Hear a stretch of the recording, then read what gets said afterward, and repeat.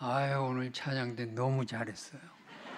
왜 잘했냐? 내 곡해서 잘한 거예요. 설교가 잘 될 줄로 믿습니다.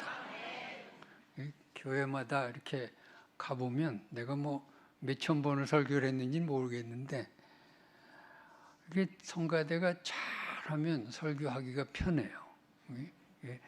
은혜의 단비를 촉촉하게 뿌려서 밭 깔고 복음의 씨를 뿌리기가 좋아. 근데 어느 교회 가면 막 찬양대가 죽을 쏘요. 그러면 설교가 안 돼, 설교가.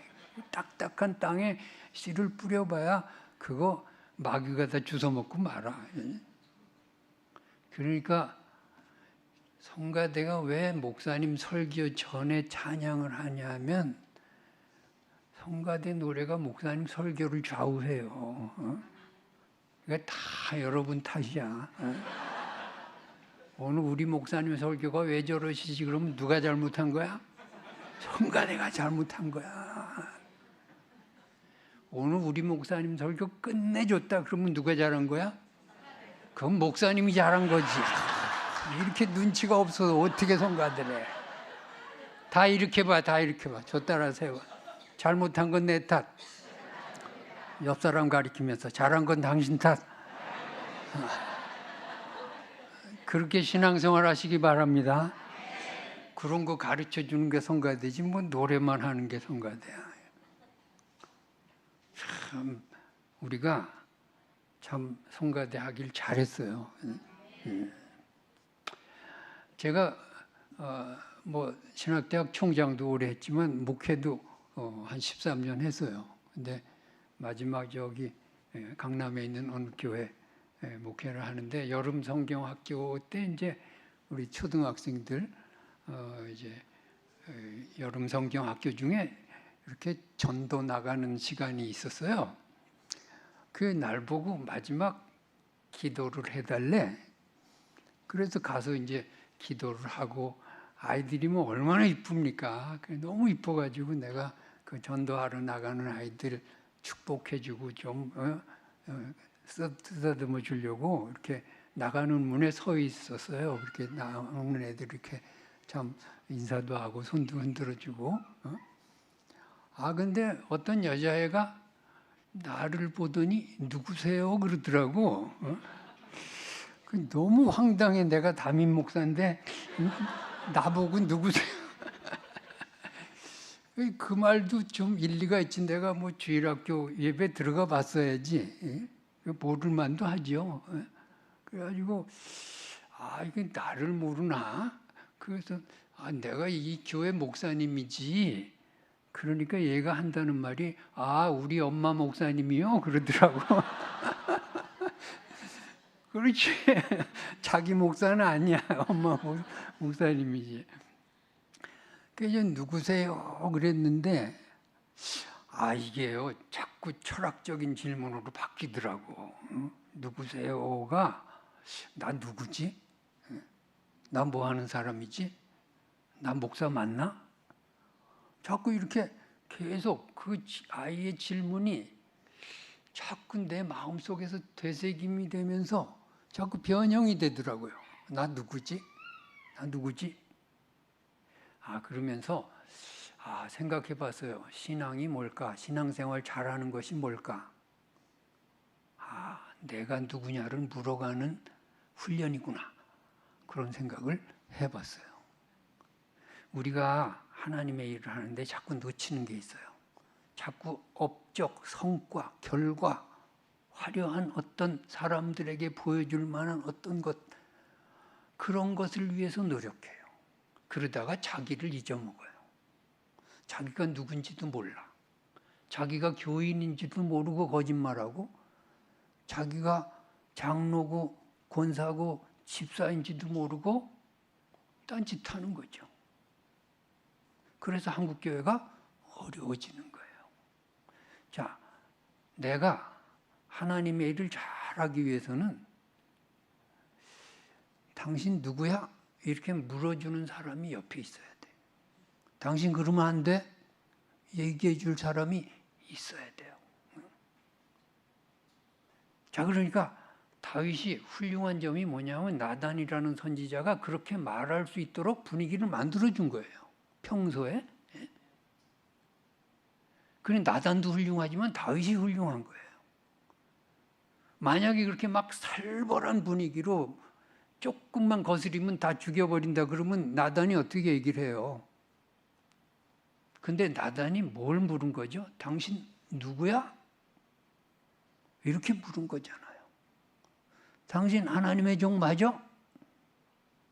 당신 그러면 되겠어? 그 얘기 해준 거죠. 거기서 다윗이 본래의 자신의 모습을 깨달아요. 내가 잘못했구나. 그러면서 하나님 앞에 회개하는 거잖아요. 그 옆에 내가 당신 누구야? 라고 질문해 줄 수 있는 친구를 둔다는 것, 교우를 둔다는 것 너무 소중해요. 너무 소중해요.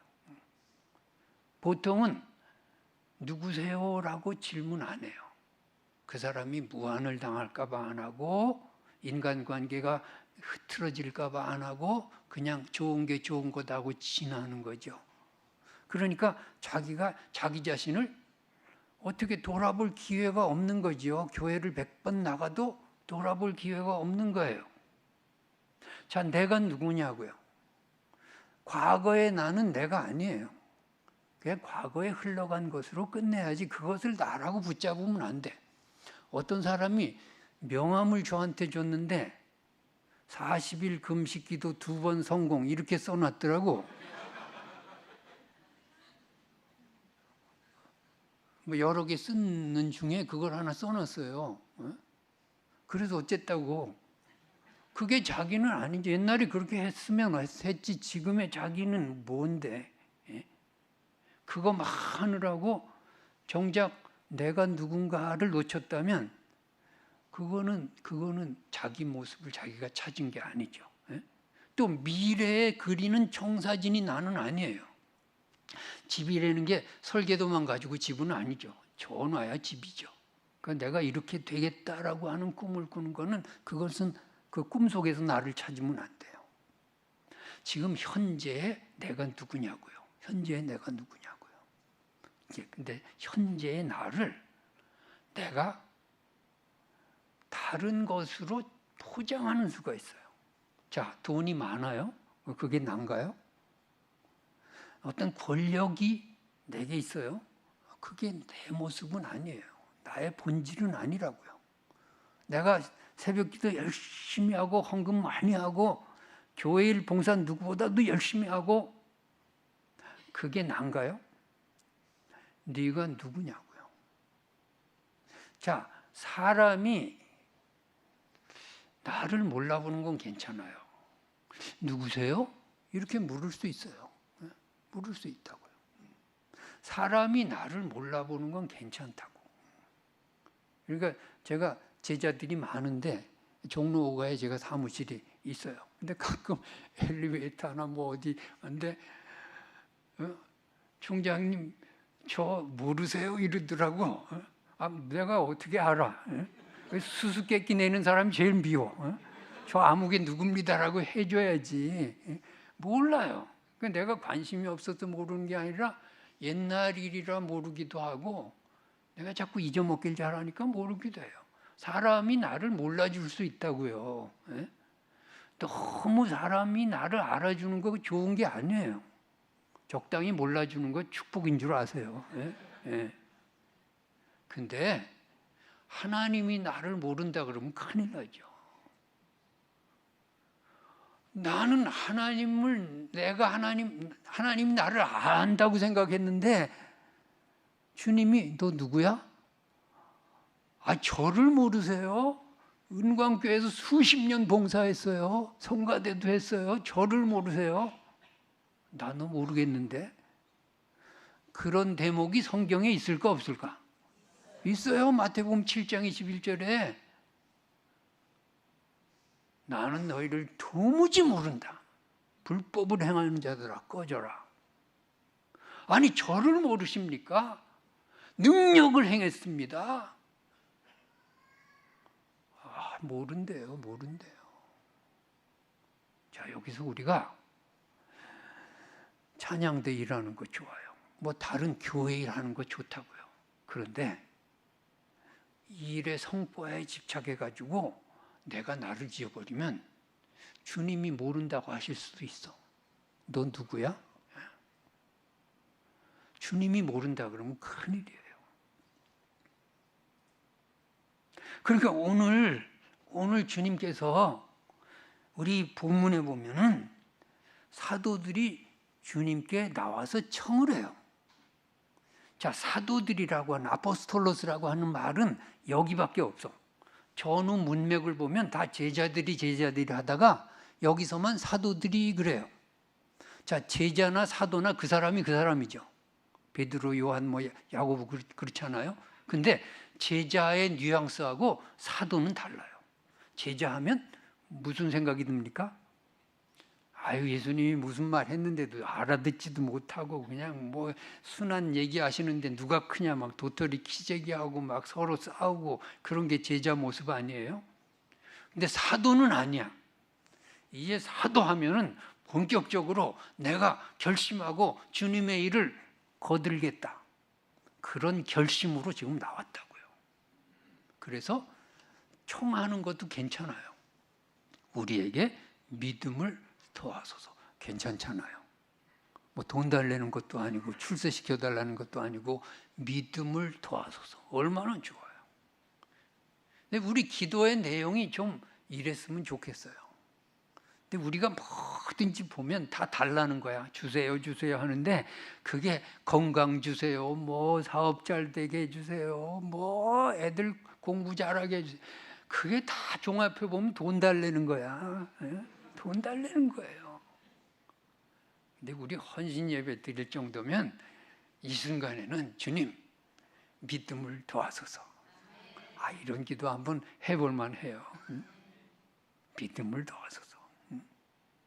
자, 그럼 믿음은 어떻게 생기는데? 믿음은요, 들음에서 나며. 로마서 10장 17절에 믿음은 들음에서 나며. 들어야 믿음이 생기지. 들어야 믿음이 생기죠. 여러분, 믿음 없는 사람 믿음 생기게 하는 거 간단해요. 그냥 예배 시간에 갖다 앉혀놓기만 해도 말씀만 들어도 믿음이 생길 줄로 믿습니다. 그러니까 우리가 성가대일 제대로 하려면 믿음이 있어야 되는데 믿음을 도와서서 기도만 하면 되나요? 그 다음에 말씀 내가 가까이 하고 설교 말씀 듣는데 내가 참 정성을 다해서 듣고 말이에요. 이렇게 해서 내 믿음을 말씀하고 가까이 해가지고 키워나갈 생각을 해야죠. 그 옛날에 판소리 잘하시는 박동진 선생님이 계셨어요. 그분 불신자입니다. 근데 저 초동교회 원로장로로 돌아가셨어요. 그분이 어떻게 예수를 믿게 됐느냐 하면은 주태희 목사님이란 분이 그 판소리 예수전이라는 사설을 만들어가지고 그 박동진 선생님한테 가져왔어요. 선생님 이거 가지고 예수전 판소리 좀 만들어주세요. 박동진 선생님 뭐 작곡가도 아닌데 멜로디를 어디서 따오겠어요. 심청전에서 따오고 적벽가에서 따오고 뭐 춘향전에서 따오고 그래가지고선 2시간짜리 예수전을 만들었어요. 만들어가지고 교회 초청으로 부르고 다녔어요. 근데 교회가 뭐 2시간 다 합니까? 그냥 순환 장면, 부활 장면 해가지고 뭐 10분, 20분 그거 듣는 거죠. 그러니까 예수도 안 믿는 이 사람이 돈 받아 먹는 재미에 순환 장면, 부활 장면을 100번 부르고 200번 부르고 300번 부르다가 예수 믿었어요. 자기가 직접 저한테 그랬지 그렇게 자기 예수 믿었다고. 이 불신자가 말씀을 계속 되뇌이다가 예수 믿었어요.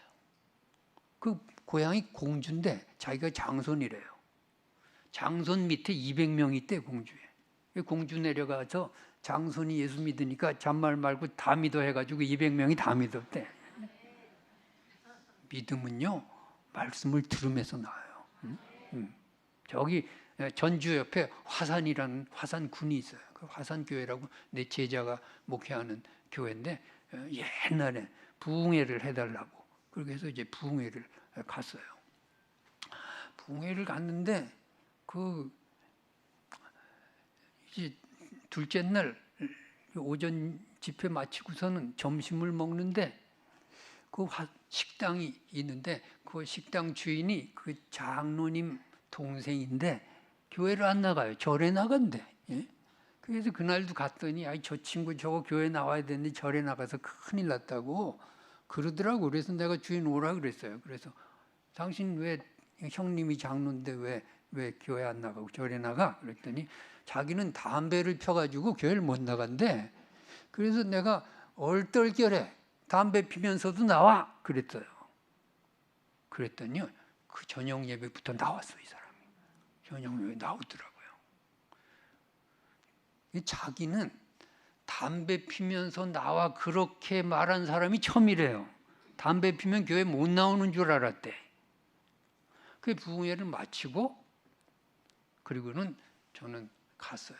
그런데 한 5년 뒤에 그 교회가 앵콜 부흥회 요청을 했어. 부흥회도 앵콜이 있어요. 그래서 다시 오라고. 그래가지고선 앵콜 부흥회를 갔는데 누가 목사님 저 모르세요? 그러더라고요. 봤더니 그 친구가 집사가 됐어. 집사가 됐어요. 그 뒤부터 교회를 안 빠지고 예배를 쭉 나오더니 절을 끊었대. 그 사람이 시주를 제일 많이 했는데 끊으니까 교회 절은 문을 닫고 이 교회 얼마나 열심인지 교회 그 주차장 사는데 헌금을 많이 했대.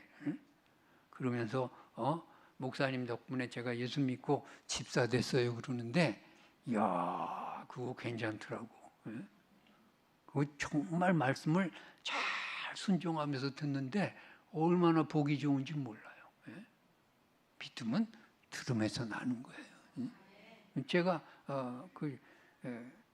음대 다니다가 제 본래 꿈은 음대 교수야. 근데 우리 아버지 기도로 목사가 되는데 제가 신학교 가기 전에 설교 조그만한 교회 목사님 없는 교회에서 설교만 한 적이 있어요. 근데 그 교회가 나중에 목사님이 없어가지고서 또 내가 가서 설교 목사로 한 5년 총장하면서 그런 적이 있어요. 했는데 교인들하고요 다 친하죠. 그런데 그 부부가 다 교사인데 그 조폭 수준의 아들이 있더라고요. 키도 막 훤칠하고 아이가 목소리도 커가지고 집 안에서 꽥소리 지르면 부모가 그냥 벌벌 떤데 그러면서 걱정이 돼가지고 목사님 제가 어떻게 하면 좋아요 그러더라고. 그래서 그래 그러면 나도 방법은 없지만 무슨 수를 써서라도 예배에 갖다 앉혀놔라. 교회가 요 정도밖에 안 됩니다. 무슨 수를 그래서 이제 예배 나오면 돈 준다 그랬대. 그 돈 받아 먹는 재미에 맨 뒷자리에 앉아가지고 형식적으로 이러고서는 이제 이렇게 나를 쳐다보지도 않고 이러고 있는 거예요. 나는 배를 표적으로 설교한 적은 없어요. 그냥 말씀만 잘 전했는데 한 6개월 지나더니요 이게 스르르 풀어졌어요. 이게 설교 시간에 이러면 대단히 기분 나빠. 이게 X로 보이거든. 나 너 싫다요. 설교 못해. 그냥 목사님 설교 못하게 하는 거 간단해. 10명만 짜고 앞에서 이러면은요 설교 못해. 그래서 이게 풀어지더라고. 6개월 되니까 풀어져가지고 그 다음에 보니까 나를 쳐다봐요. 그 은혜를 받는 거예요. 한 1년쯤 지나니까요 얘가 특성을 하겠대. 본래 가수 지망생이야. 그래가지고 하는데 노래도 좋아요. 그 다음에 이제 성가대 들어가지고 성가대. 그러더니 신앙이 좋아졌어요. 걔한테 내가 특별히 만나서 상담한 적은 없어요. 그냥 1년 동안 말씀만 잘 들었더니 믿음이 생겼어요. 여러분 믿음을 가지고 하나님의 일 하시기 바랍니다. 믿음이 없는데 일하면 그 사람이 사고 쳐요. 말썽 부려요. 믿음이 있어야죠. 이 사도들의 청이 정당한 거예요. 우리에게 믿음을 주소서. 그랬더니요 예수님께서 겨자씨 얘기를 한 다음에 종에 대한 말씀을 하세요. 이게 뭐지? 처음에 내가 궁금했어요. 근데 이게 이런 말이에요. 너희들 믿음을 왜 구해? 막 산을 옮겨서 막 그냥 뽕나무 옮겨서 바다에 빠지는 기적 일으키려고 그러는 거지? 그러는 거지. 겨자씨만한 믿음만 있어도 됐어? 그런 거예요. 근데 부족한 게 있다. 믿음만 가지고 내 일 할 수 없다. 종됨의 고백을 하겠느냐고 묻는 거예요. 자, 이건 뭐죠? 업적보다 네가 누구냐를 물으려는 거죠. 너 종이야? 너 종인 거 알아? 종의 자리에서 내 일을 할 수 있겠느냐? 이렇게 묻는 거죠. 그걸 물으면서 일하라는 거예요. 여러분, 그렇게 할 수 있겠습니까? 화려한 어떤 음악, 그 뒤에 숨겨진 그런 허황된 허영심, 그러면서 자기는 하나님 앞에 뭘까? 질문하지 않는 것. 이러니까 한국교회가 일은 되는데 골마 터지고 싸우고 교회 안에 평안이 없고 이렇게 되는 거죠. 자기는 망가지고. 그런 거 아닙니까? 제가 춘천 넘어서 화천이라는 곳에 옛날에 부흥회를 간 적이 있어요. 둘째 날 춘천의 큰 교회 목사님하고 식사를 하게 됐는데 재미있는 얘기를 들었어요. 그 교회는 전도를 해오면 전도 받은 새신자한테는 장미꽃을 달아준대요. 진짜 꽃이 아니라 교인들이 이쁘게 조화를 만들어서 아주 작은 장미꽃을 여기다 달아준대요. 전도를 해온 사람에게는 무궁화 꽃을 달아준대요. 이쁘게 만들어가지고 작은 무궁화 꽃을 여기다가 달아준대요. 그런데 한 번은 어떤 여집사님이 4명을 전도해 왔어요. 너무 고맙죠. 그래서 새 신자들한테, 새로운 사람들한테 장미꽃을 여기다 달아주고 이 여집사한테 고맙다 그러면서 무궁화를 하나 달아줬더니 자기는 4사람 전도했으니까 4개 달아달라고. 그래서 그건 안 된다 그랬더니 삐지고 가더래요. 예배도 안 드리고 삐져서 가더래. 그래서 그러면 오라고 무궁화 4개 달아준다고. 그래서 이 사람이 무궁화를 4개 달아서 경찰청장이 됐어요.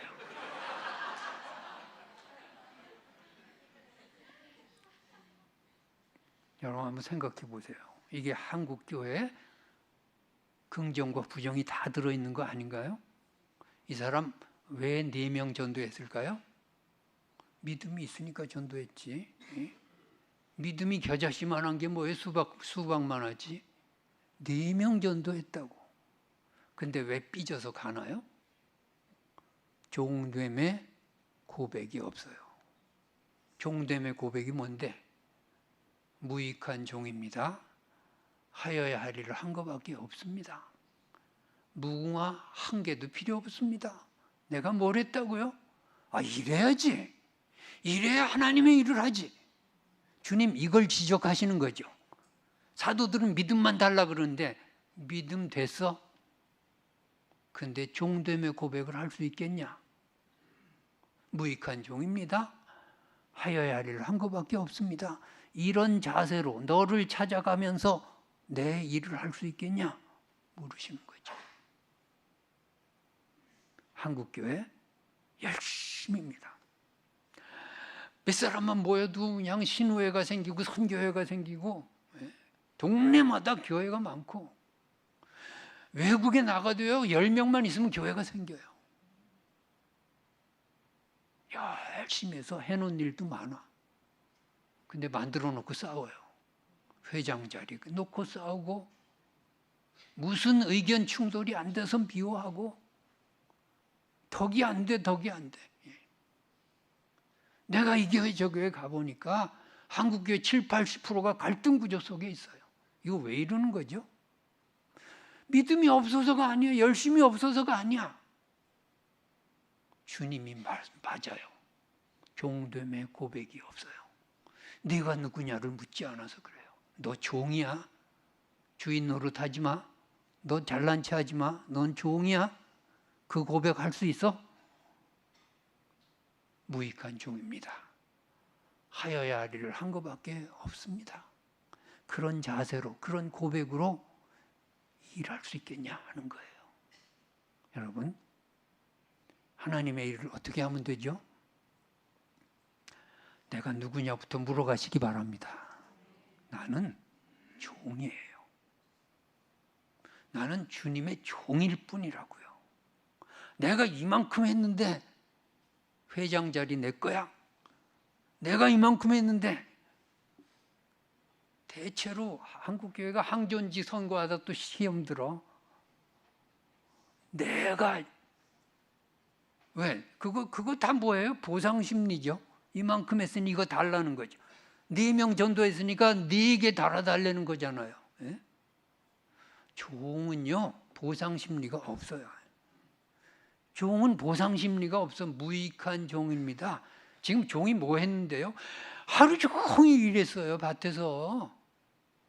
저녁에 피곤한 몸을 이끌고 들어왔는데 식사가 아니야. 주인이 밥 다 먹을 동안 보초 서고 있어야 돼.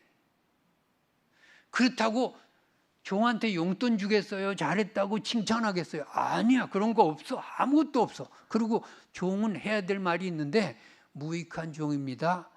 하여야 할 일을 한 거밖에 없습니다. 그러고 끝내래요. 제자들에게 그걸 묻고 계세요. 여러분에게 주님이 그것을 묻고 계세요. 근데 내가 이만큼 했으니 이 자리는 내 자리라고 주장할 수 있겠어요? 내 말 무시하지 말라고 그렇게 권위를 내세울 수 있겠어요? 아니에요. 보상심리 없어요. 보상심리를 접고 주님의 일 하시기 바랍니다. 종됨의 고백으로 보상심리를 내려놓고 일하는 사람들의 몇 가지 특징이 있어요. 첫째로 절대 순종의 사람으로 일할 수 있어요. 하나님이 나를 어떻게 다루시든지 간에 완전 순종이에요. 왜? 종이니까. 보상심리가 없으니까. 보상을 기대하지도 않으니까. 순종하면 생각나는 사람이 누굴까요? 모세예요. 모세 출애굽했어요. 그 수준 이하의 백성들 데리고 마음고생하고 몸고생하고 막 살해 위험을 당하고 그러면서 40년을 이끌었다고요. 그런데 마지막에 하나님이 느보산 꼭대기에 모세를 올려놓고 가나안 땅을 보여주세요. 저기가 가나안 땅인데 너는 못 들어가. 여기서 끝내. 그랬더니 모세가요. 예, 알았습니다. 깨끗이 물러나요. 나 같으면 못 참지. 하나님 이럴 수가 있습니까? 내가 하자 그래서 했습니까? 나 못한다고 7번, 8번 거절하는데 하나님이 네가 해라 너밖에 없다. 그래서 출애굽한 거 아닙니까? 나 1년이라도 살게 해주세요. 그래야 될 거 아니에요. 모세가 어떻게 거기서 순종했을까? 제가 느보산을 3번 갔는데 올라갈 때마다 모세를 생각해요. 여기서 모세가 어떻게 순종했지? 그 고생의 수고에 정당한 보상이 없어요. 고생은 고생대로 했는데 하나님은 여기서 끝내래요. 물러나면서 모세는 무슨 고백을 했을까요? 무익한 종입니다. 하여야 할 일을 한 것밖에 없습니다. 하나님, 여기서 끝내라면 순종하겠습니다. 그리고 물러난 것 아닐까요? 모세의 수고에 대한 이 세상의 보상은 없어요. 그렇다고 모세가 손해봤나 성경을 봤더니 그것도 아니에요. 이 땅의 보상은 없애시고 하늘나라의 보상을 극대화하셨어요. 변화산에 누가 나타나죠? 모세가 나타나요. 이거만한 영광이 어디 있어요? 주님과 함께 모세가 나타난다고요? 예? 그러면 됐지. 예? 하나님이 스스로 말씀하세요. 내 종 모세만한 사람 있으면 나와봐. 하나님이 그렇게 칭찬하면 됐죠. 사람들이 박수치고 알아줘야 그게 보상인가요? 필요 없어요. 이 땅의 보상을 기대하지 말고 사람들의 칭찬을 기대하지 말고 하나님만 아시는 그런 자세로 일하시기 바랍니다. 그래요. 그래서 내가 목회할 때는 그랬어요. 나 은퇴할 때 감사패, 공로패 주지 마라. 그리고 우리 교회 그런 거 없앴으면 좋겠다. 세상에서 상 받지 말고 하나님 앞에 더 큰 상을 받자. 세상에 상 받으면 하늘나라에서 받을 상이 없다 그러지 않냐. 공로패, 감사패 그거 수십 개 받았지만 내가 이사할 때 보니까 다 버리더라. 실제로 나 다 버렸어. 사진 찍어놓고 다 버렸어. 그랬더니요. 그렇게 말한 그의 말에 장로님 한 분, 권사님 한 분이 은퇴하는데 저를 찾아왔어요. 목사님, 우리가 목사님 말씀대로 순종하기로 했습니다. 저희들한테 감사패 주지 마세요. 원로 장로가 되는데 감사패 주지 말래. 너무 고맙더라고요. 그러냐, 고맙다고. 저도 은퇴할 때 감사패, 공로패 안 받았어요. 없어. 필요 없어요. 하나님만 하시면 됐지. 여러분, 종됨의 고백으로 절대 순종의 사람으로 하나님의 일을 하시기 바랍니다. 두 번째로 종됨의 고백으로 일하는 사람은 절대 감사의 사람으로 살아갈 수 있어요. 어떤 환경 속에서도 감사해요. 하나님의 나라를 어디에 놓더라도 감사해요. 무슨 일을 만나도 감사해요. 범사에 감사해요. 감사하면 생각나는 사람이 누굴까요? 손양원 목사님이세요. 손양원 목사님 동인 동신 두 아들 총살당하고 공산당한테 총살당하고 장례식에 조사를 해야 되는데 거기서 9가지 감사를 발표했어요. 조사 대신에 뭐 다 기억할 수는 없지만 미국으로 보내려던 아들 천국 보냈으니 감사합니다. 그런 거야. 하나들 순교도 감사한데 두 아들 순교했으니 감사, 뭐 이런 거예요. 그러면서 1만 원 감사 헌금을 했어요. 그게 그 애양원에 그 순교 그 기념관에 있어요. 1만 원. 난 1만 원의 가치가 뭔지 몰랐어요. 근데 그 담임 목사님이 설명해 줘서 알았어요. 당시에 손양훈 목사님 한 달 사례비가 80원이었대. 어림잡아 10년치 사례를 감사헌금을 했어요. 어떻게 이렇게 할 수 있을까? 어떻게 이렇게 할 수 있을까? 손양훈 목사님 1만 원, 두 아들 순교당하고 1만 원 감사헌금 바치면서 무슨 고백을 했을까요? 하나님, 무익한 종입니다. 하여야 할 일도 제대로 못했습니다. 이대로 감사합니다. 그러지 않았을까요? 그게 하박국의 감사죠. 포도나무에 열매가 없어, 외양간에 소가 없어도 나는 여호와로 인하여 감사한다. 그게 다니엘과 세 친구들의 감사죠. 그리 아니하실지라도 감사는 계속돼요. 그게 사도 바울의 감사죠. 가시 떠나가기 위해서 3번이나 기도했어요. 유대인들은 3번 이상 기도 못해. 그게 마지막 기도예요. 근데 하나님은 내 은혜가 내게 족하다. 끝내려는 거죠. 그랬더니 바울이 뭐라 그러는 줄 아세요? 내가 받은 은혜가 너무 많아서 이것마저 떠나면 교만해질까 봐 하나님이 이거 남겨두신 거라고. 고난을요, 가시를요, 은혜로 해석하고 말아요. 그냥 그대로 감사해요. 여러분, 이게 어떻게 가능할까요? 믿음만 있으면 될까요? 믿음만 있어서는 안 돼요. 믿음과 더불어 종됨의 고백이 있어야 돼요. 그래야 보상 심리가 놓아질 수 있어요. 교회 오래 다녔다고 보상 심리만 높아지는 사람들이 있어요. 나 무시하지 말라는 거죠. 아니에요. 제자라고 해서 가오잡지 말라는 거예요. 무익한 종입니다. 하여야 할 일을 한 것밖에 없습니다. 여러분, 이렇게 주님의 몸된 교회를 받들 수 있으면 좋겠습니다. 그래요. 그러면 교회 모든 기관들이 은혜가 넘칠 거예요. 자리 가지고 싸움질하지 않을 거예요. 서로 잘났다고 제자들처럼 다투지 않을 거예요. 제자가 아니라 사도가 될 거예요. 우리가 뭘 했다고 보상을 바라나요? 아니에요. 감사밖에 없어요. 세 번째로, 종됨의 고백으로 일하는 사람은 절대 헌신의 사람으로 살아갈 수 있어요. 헌신이 뭔가요? 헌신은 주님을 위해 내가 손해보는 게 헌신이에요. 주님을 이용해서, 교회를 이용해서, 교회 직분을 이용해서 내가 돈 버는 게 헌신이 아니에요. 내 명예를 챙기는 게 헌신이 아니라고. 내가 손해보는 거예요. 옛날에 사극에 보면 전세가 불리한 전쟁이 터져요. 그 나가면 죽을 확률이 10중 8구예요.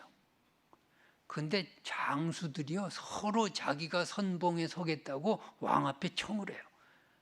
나를 선봉에 세워주시면 기필코 승리하고 돌아오겠습니다. 승리는 무슨 승리? 죽는 자리인데.